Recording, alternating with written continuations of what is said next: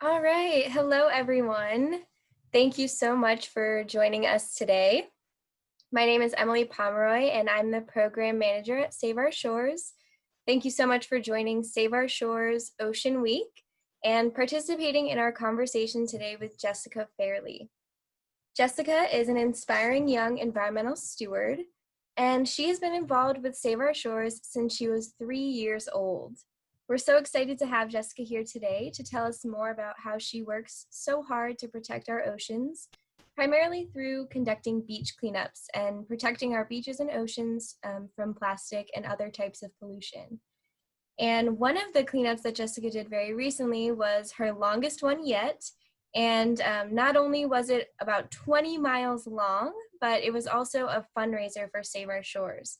So we're so grateful to have Jessica and other members of the community like her supporting our work and working so hard to protect our coastline. So Jessica, thank you so much for being here today. Thanks for having me. Awesome. Well, why don't you get started by telling us a little bit more about yourself? So I am 17. I graduated Santa Cruz High about a week ago. Next year, I plan on attending Stanford University, and I'm really excited about that. And in my free time, I love everything about the ocean in general, swimming and surfing and sunbathing. Awesome. Well, congratulations on your acceptance to Stanford. That's so exciting. Thank you. Yeah. Do you know what you're going to study? I am really interested in like alternative energy, specifically like from the ocean, and also marine biology, and also physics and chemistry and math. So I don't really know yet, but something STEM related. That's awesome. Thank you so much. So other than hanging out at the ocean and conducting beach cleanups, what other hobbies do you like? I'm a big fan of just wildlife, not just from the ocean, but everywhere. So I like to go snake catching and looking for newts and salamanders and lizards. I have a creek near my house, and there's a lot of wildlife there that I love to explore and just go hiking everywhere too. That's awesome. I also love wildlife. I studied wildlife conservation in college, and um, I don't know where you live, but I live up in the redwoods, so I definitely love seeing all the newts around in the wintertime. Yeah. Wonderful. So I heard you've been involved with Save Our Shores since you were 3 years old, which is quite amazing. Mhm. Can you tell us how you first got involved with us, how you heard about us, and what did that look like when you first began engaging in our organization's work? So it was my dad. He, I think, heard about Save Our Shores through like the newspaper or some type of like advertising.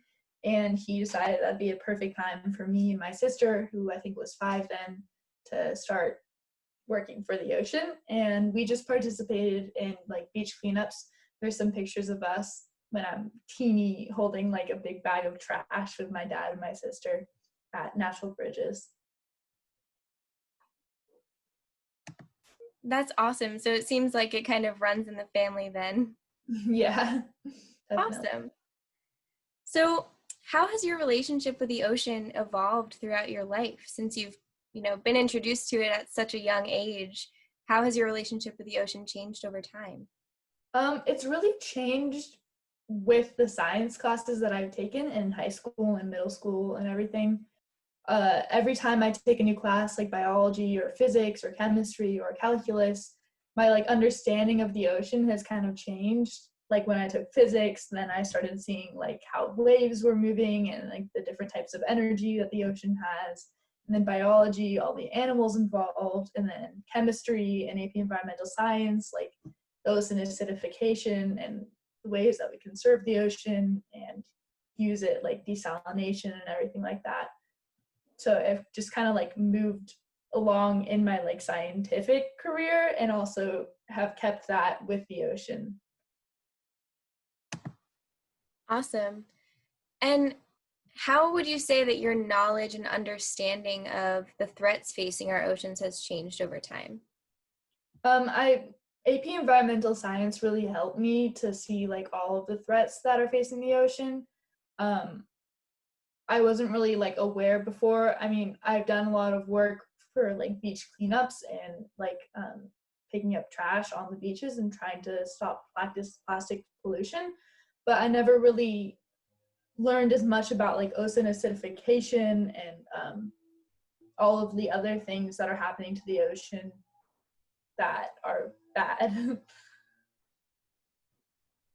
That's so funny that you bring that up because I also took AP Environmental when I was in high school, and Mhm. I remember it being a huge turning point for me, like this Yeah. moment of, you know, it was really when my love for nature turned into a passion to want to protect it, because Yeah. I started learning about all these horrible impacts of the way that we live our lives, and all the things that we're doing to our planet, and just realizing how much I wanted to help. So it's really inspiring to hear that other people have had a similar experience, and that it's really like kind of guided your decision making in your hobbies and career choices, your choice for college. So that's so exciting to hear. Mhm.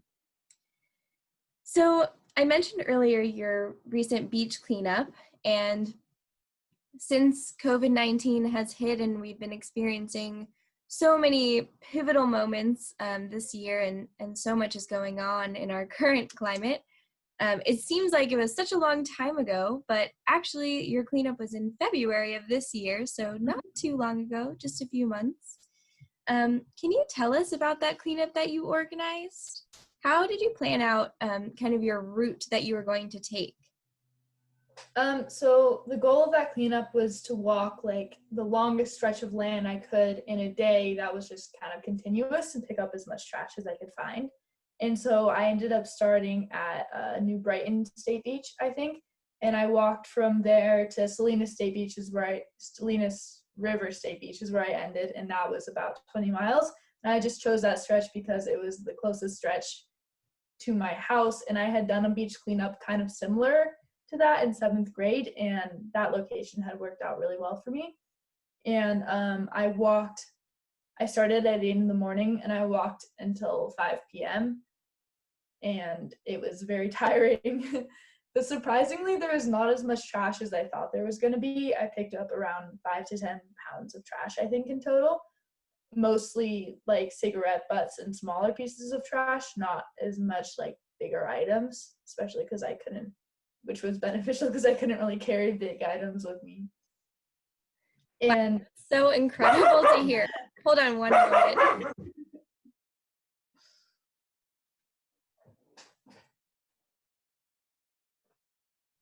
Sorry about that. Ripple, the Save Our Shores mascot, is doesn't really understand Zoom meetings, but that's just so incredible. I can only imagine how tired you were after walking 20 miles. yeah.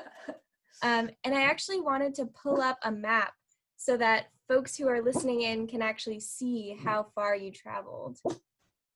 So I'm going to share my screen. Mm-hmm. All right.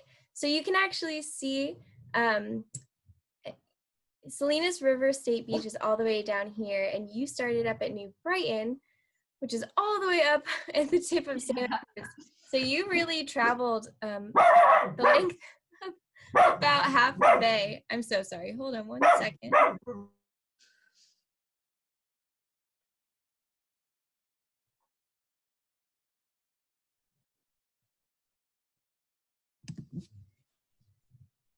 Sorry about that.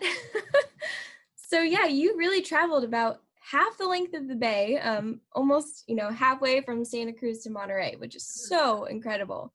And I know just from taking short walks on the beach that walking in the sand is no easy feat. Yeah. I started out wearing a pair of socks to like protect my feet, and by the end there were just gaping holes from Oh the my socks gosh. from the sand.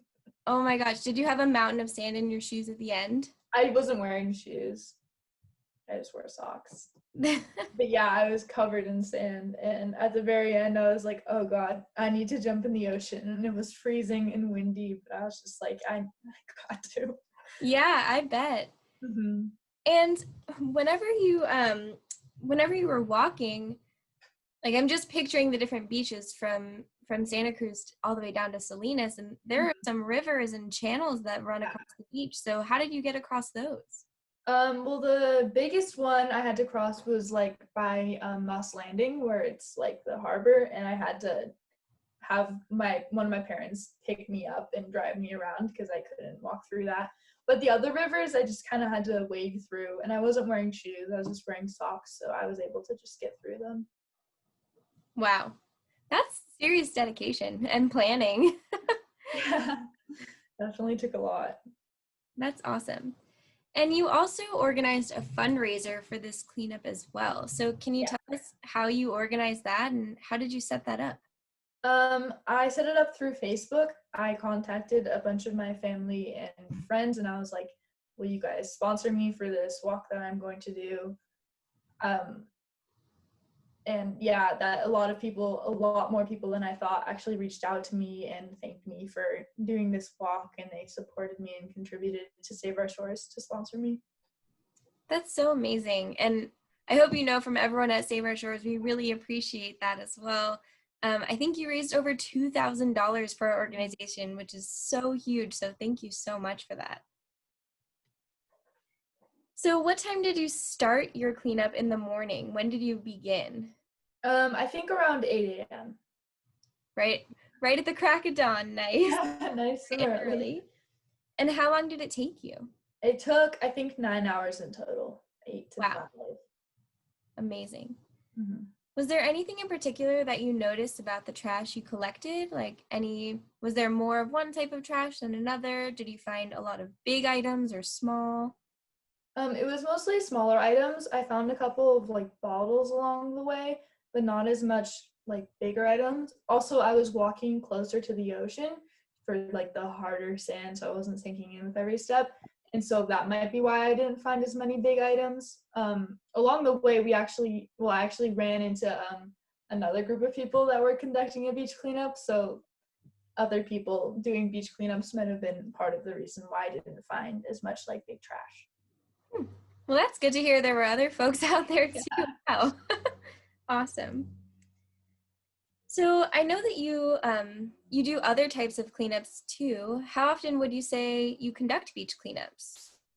I guess formal beach cleanups like once or twice a year. I've been like a steward for Save Our Shores. I've like ran the beach cleanup at 4 Mile Beach for the past 2 years. But in general, whenever I go to the beach or other places, whenever I see like trash on the ground, I'll just pick it up and throw it away. So I guess whenever I go to the beach, I'm in some aspect conducting a beach cleanup, but never at this like the same level as one of the organized beach cleanups. That's awesome. Yeah. I know that myself and some of my peers also try to just keep a little baggie with you whenever you go out. When I'm walking my savage dog over here, I try to carry a bag so we can pick up some trash. It's such an easy way to help the environment, just picking when you see it and not leaving it there to end up in our oceans. Definitely. It's awesome. So before COVID-19, we at Save Our Shores used to conduct a lot of beach cleanups. And we're a big part of those, so thanks for joining and leading some of them as well. But we were conducting cleanups almost every week and sometimes multiple times a week. Obviously, since this shelter in place, a lot of that's changed, although we still have had some individuals going out just with the folks that they're sheltering in place with during the times that the beaches are open. But sometimes it can get disheartening because even if we clean a beach 2 times in a week, you can go back a few days later and there might be debris littering the beach when you return. Yeah. So it's kind of become clear through our work that beach cleanups aren't necessarily the end-all be-all solution to our pollution problem. So I was just wondering, what other ways do you personally work to protect our oceans, or what other ways do you think others could kind of help stop the problem at the source rather than only focusing on cleaning it up once it ends up as litter?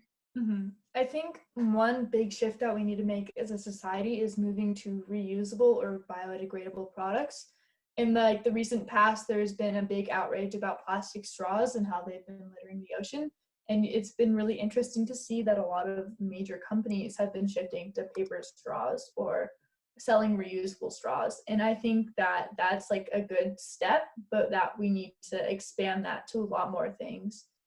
It's not just straws that are on our beaches, it's many other things like cigarettes and just like plastic bags in general. There's like some really good reusable Ziploc bags that I've been using that I definitely recommend, and small things like that. Yeah, it's so true. I think there are so many small behavior changes that we can make in our daily lives. Simply trying to consume less plastic, especially straws, plastic bags. Mm-hmm. So many just one-time little switches you can make that can really, really make an impact. Bringing your own coffee mug, bringing your own reusable water bottle or reusable bag, just to be said. And also participating in advocacy work, speaking up for the legislation that you want to see in your community, letting your politicians know what you want to see in the world. It's definitely important. Yes. Awesome. So what advice would you have for other members of our community, maybe other youth like you, or other folks who aren't quite sure if they can make a difference on their own? I definitely recommend picking up trash wherever you go. I think that it's important to recognize that when people see a place that is like spotless and pristine and beautiful, I feel like they'll be less likely to litter than if they see a place that already has a lot of trash. So maybe by picking up trash, you can do your part to keep places clean. I did a science fair experiment where I analyzed a lot of Save Our Shores data from beach cleanups, and I found that when educating the public on like environmental data, that it's important to put things in a positive way. Society in general likes to hear that we're doing something good instead of like showing data in a negative way, you could say. Like I think one of the examples for my project was that the amount of plastic bags that we found on beaches had decreased a lot over the years. And so a positive way of saying that would be, oh, we've made an impact in the number of plastic bags we've been using has decreased over the years. But like a negative way of putting that would be, we're still using so many plastic bags and we're finding them on the beaches. And I think it's important to know that if you want to actually create change and inspire other people to work for environmental advocacy, that it's important to show it in a positive way. Absolutely, yeah. I think that we all like to know that our actions are having a positive impact. Mm-hmm. So that's awesome that you were able to find that trend in the plastic bags and show that making those changes does have a positive impact and can make a difference. Save Our Shores was actually really instrumental in working with other organizations to push forward the plastic bag ban years ago in the state of California. And we have participated in annual Coastal Cleanup Day for several years, which is part of an international event that happens all over the world. People getting out in their neighborhoods, along their rivers and waterways, and along their coast to clean up all on one single day. And the California Coastal Commission has actually been able to show with their data that after the plastic bag ban was introduced, we have collected fewer plastic bags in relation to other debris, and that has increased over time. So we've seen less and less plastic bags each year since the bag ban was first implemented. So legislation obviously is very helpful, but even individuals, think about if all of those individuals had simply asked for paper bags instead, we could have even started seeing those decreases even earlier on too. Awesome. Well, thank you so much. So just for folks who are tuning in live on our Facebook page, if you have any questions for Jessica, please enter those in the chat and we can go ahead and ask her those. I also mentioned that we have had some individual volunteers going out to the beaches to conduct safe social distancing cleanups. And we at Save Our Shores have a few guidelines for folks who do want to get outside and make a difference in your community or in your local beaches. If you are looking to participate in a cleanup, we have a few tips and tricks that you can follow. And I'm just gonna share my screen one last time.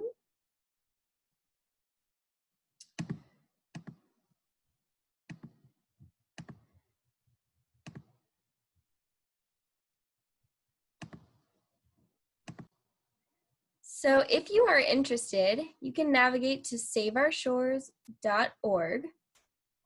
And if you head over to our Get Involved tab, you can click on Safe Social Distancing Cleanups. And on this page, we have a lot of great resources. We have information about how to download our cleanup app so that you can record information about what you find. As I mentioned earlier, data collection is a hugely important part of the work that we do, because we can show with our data that anti-plastic legislation can actually help curb the plastic problem. And we can tell a story with our data. We can share information about the things that we find on our beaches so that we can inform our community about alternatives or other things they can do to reduce their plastic use. So we are going to watch this cleanup video to get a few ideas on how to conduct a safe cleanup even during the time of COVID-19. Hi everybody, my name is Alejandro. I am the Volunteer and Outreach Coordinator at Save Our Shores, and I wanted to talk today about conducting your own safe social distancing cleanup. As you know, we haven't been able to hold our regular beach cleanups due to the current situation, but folks are still encouraged to go out and do some exercise. I have been picking up trash on my regular walks that I do around my neighborhood, so you're welcome to do the same as well. If you live within walking distance to a beach or a park, you're welcome to visit those sites, but a neighborhood works just as well. The first thing you're going to want to do before heading out is to download the Save Our Shores Marine Tally app. That's available for both iOS and Android users, and it's fairly easy to find in either stores. We use the data from that app in classroom presentations and also for the advocacy work that our organization does throughout the year. It is important for those who choose to do a cleanup to follow the usual safety protocols that we advise people to follow during our beach cleanups, and that includes wearing closed-toed shoes at all times, making sure not to pick up any sharp objects such as syringes or broken glass that you may encounter. If you're at a beach, making sure to stay on dried sand, to not disturb any wildlife, and to watch out for any potential sneaker waves. If you're at a park, making sure to stay on any marked trails, and again, not disturbing any wildlife. Aside from the usual safety protocols, Save Our Shores has also implemented new guidelines that folks must adhere to in regards to COVID-19. For your safety, we ask that you only go out and do a cleanup either by yourself or with those in your household or those you have been quarantining with. When you're out there doing your cleanup, it is important for you to remember to stay at least 6 feet away from others not in your household. Making sure you're not touching any surfaces such as benches or railings that you may come across during your cleanup. Making sure not to touch your face. Be sure to follow the recommendation by the CDC to wear a face mask when you're out in public. I went ahead and created the simple face mask using a bandana and a rubber band. So placing that over your nose and your mouth while you're conducting your cleanup. Making sure not to touch your face, or you're moving around your face mask a lot when you're out, until you get home and you're able to wash your hands with soap and water. If you don't have a grabber handy to pick up debris, folks must use disposable gloves to pick up trash and disposable bags to put the trash in. So if you don't have a grabber, the next best thing is a disposable glove. I know this goes against what we usually say at our beach cleanups, but these are unusual times, and for safety reasons, we are telling people to use disposable items only. To properly remove your disposable glove, grab it by your wrist, pull it downward so that the glove is inside out when it is off, and throw it away immediately in the trash can. These items are not recyclable, so you want to throw them in the trash can as soon as you're done with them. Unfortunately, we have been seeing a lot of disposable masks and disposable gloves being strewn about on the streets, on beaches, and in parks. If you come across these items during your cleanup, please do not pick them up unless you have A, a grabber, and B, a separate disposable bag to place these items in. Otherwise, do not pick those up for health reasons. It is imperative that you do not go out and conduct a cleanup if you are feeling sick in any way. Please just hold the cleanup for another day. You can read through all our guidelines regarding a safe social distancing cleanup under our social distancing cleanup page at saveourshores.org. We hope to be able to resume our regular beach cleanups in the near future, but in the meantime, stay safe and stay well.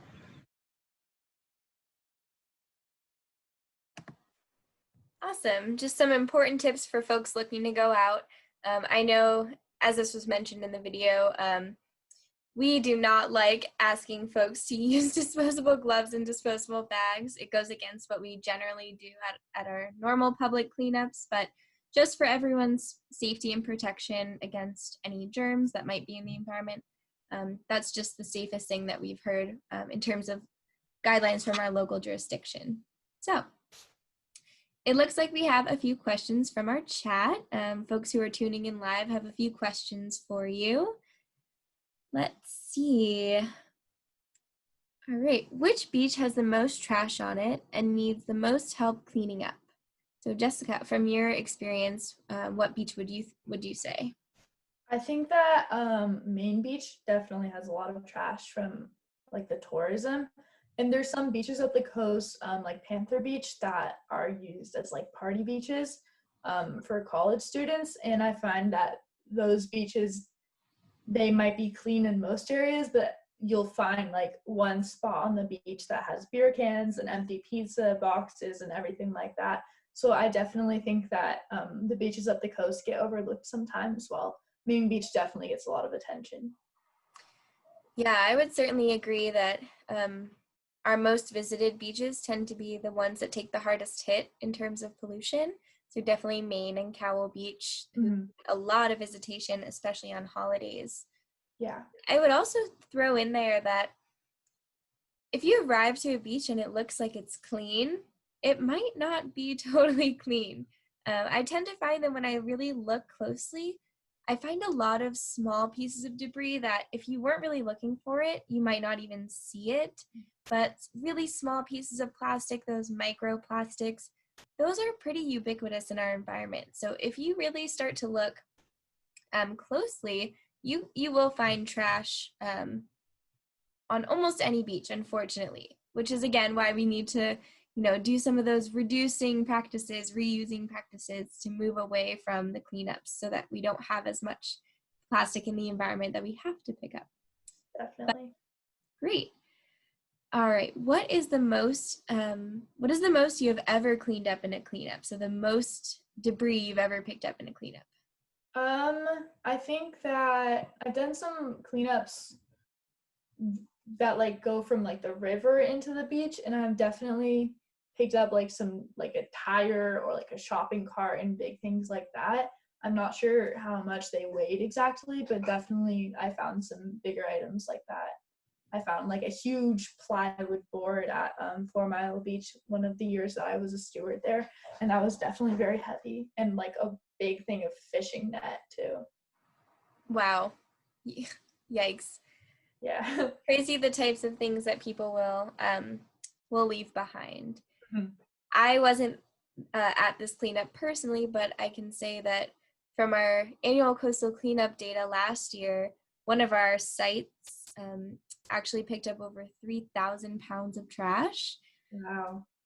Yeah, including refrigerators that had been dumped in the environment. So that's crazy. Really unfortunate, and I think that can kind of speak to the need for extended producer responsibility, needing to hold companies and corporations accountable for the types of items that they're creating, and providing take-back programs, taking those items back and providing financial incentives for folks so that, I know that if I bring my refrigerator back the right way, I'm gonna be compensated for that instead of feeling like I need to dump it off the side of the road where it's going to become extremely harmful to the environment. Yeah. Mm-hmm. What is the most interesting wildlife you've ever seen walking down to the beach? On my beach cleanup, I guess it wasn't wildlife, but somebody had brought their pet pig down to the beach, which was really interesting to see. But I've seen like elephant seals that were on the beach as I've been walking. I've seen a lot of like dead animals on one of the beach cleanups that I did. A lot of dead like seagulls and sea lions and things like that. I've definitely seen a bunch of sea otters too, which is really sad. But yeah, those are the main animals I've seen. Awesome. Just to put a little plug here, if folks are out on the beaches and you see a marine mammal that you think might be stranded or injured or ill in some way, you can always call the Marine Mammal Center to report it, and they'll send a crew of people out to check on it and do a little assessment to see if it might need to be rescued and rehabilitated. Similarly, the Native Animal Rescue in Santa Cruz and I think it's the ASPCA in Monterey County that also has a wildlife rescue hotline. Those folks are great to call if you see any other types of animals like birds that might need to be rehabilitated as well. Mm-hmm. I think for me, similarly, I've seen a lot of the same wildlife as you. Not a pig on the beach, but yeah. And this isn't wildlife either, but I think the strangest animal I've ever found on the beach was a deceased chameleon, a dead chameleon.